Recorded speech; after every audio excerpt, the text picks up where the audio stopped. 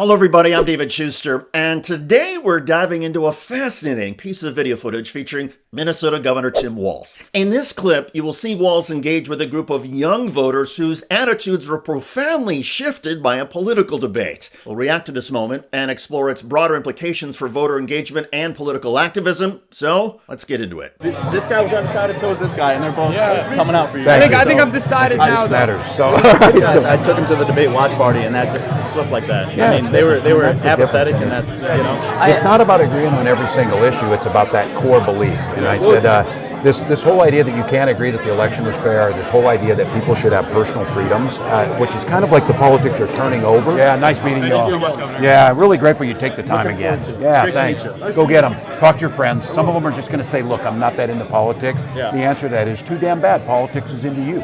So sure. Get engaged, go vote. You can see how Governor Walz connected with these young men. The turning point seemed to come when one of the younger guys spoke about watching Kamala Harris's debate, and how that sparked a shift from apathy to action. This is a powerful testament to the influence that debates and public discourse can have on individual voters. Governor Walz's advice to rally friends who say I'm not into politics is striking. His message that politics is into you is not just a catchy phrase, but a crucial reminder. Politics impacts every facet of our lives, whether it's the environment, education, or personal freedoms. Walz's call to action is a reminder that engagement is crucial. This video highlights an important reality. Debates and political discussions can be transformative. They don't just inform, they inspire action. For many people, watching a debate or engaging in a discussion can be a pivotal moment. It's a catalyst that shifts apathy into participation. Political engagement can be critical, especially for younger voters who often feel disconnected from the political process. And it's important that we continue to try to find ways to connect these individuals with the issues that affect their lives. The key is to demonstrate how politics directly impacts daily experiences and future opportunities. Governor Walz's point about politics being into you is a reminder of the intersection between personal freedoms and political decisions. From healthcare to education policies, every decision made by our elected officials has a direct impact on our lives. So when someone says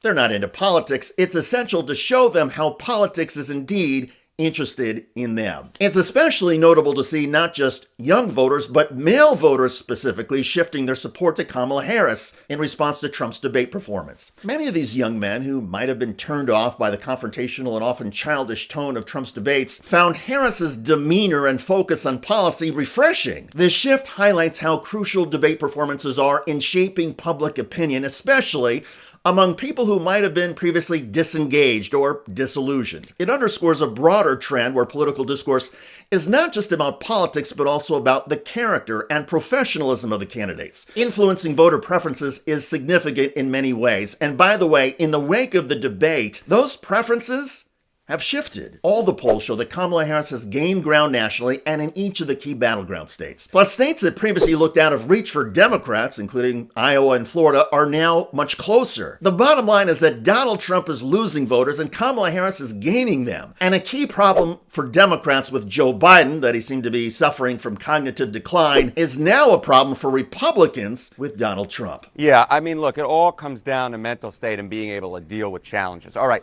So mental sharp and can deal with challenges. Look at this.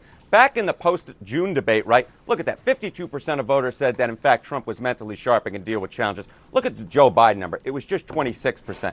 Now, look at the difference here. Look at this. 58% in the post-September debate poll said that Harris was mentally sharp and can deal with challenges. Trump's number actually dropped below 50%, down to just 46, so that 52 to 46. So this was the big change that I think a lot of Democrats are hoping for when they switched out Biden for Harris. It came down to mental sharpness, and the bottom line is the clear majority of voters believe that Kamala Harris is mentally sharp and deal with challenges, and the number for Trump, that declined by 6 points between post-June and post-September. I think that's a very welcome sign for Democrats. So on the top line, maybe not so much movement nationally, but underneath the hood, I think Democrats really have to like what they see. And a growing number of voters are seeing, thanks to the Harris-Trump debate, that Donald Trump is chaotic, not credible, and angry. This was also the dynamic in 2020 when Trump lost to Joe Biden. Biden's happy warrior personality and detailed command of policy issues were stark differences with Trump. Plus, in the midst of a global pandemic, Americans seem to be looking for a calm, steady hand as opposed to the bombastic and unpredictable nature of Donald Trump. In their final debate, Trump claimed the pandemic was over. Biden responded with, "There's not a scientist in the world that thinks it will be over soon." Biden's reality and credibility crushed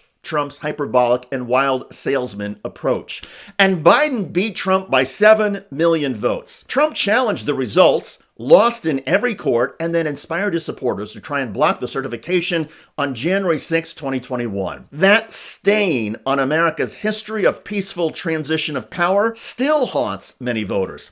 And Trump's ranting about the 2020 election, even in the last debate with Kamala Harris, served as a reminder that Trump is still a wild card when it comes to accepting outcomes or facts he does not like. And to this day, there are a huge number of moderate and independent voters who believe Trump is not mentally equipped to handle the responsibilities of being president. And with Kamala Harris showing in the debate that she is smart, knows the issues, and checks all the boxes of being presidential, Harris is winning, Trump is losing, and even previously disengaged voters are participating in the political process. I think I've decided now. Matters. So.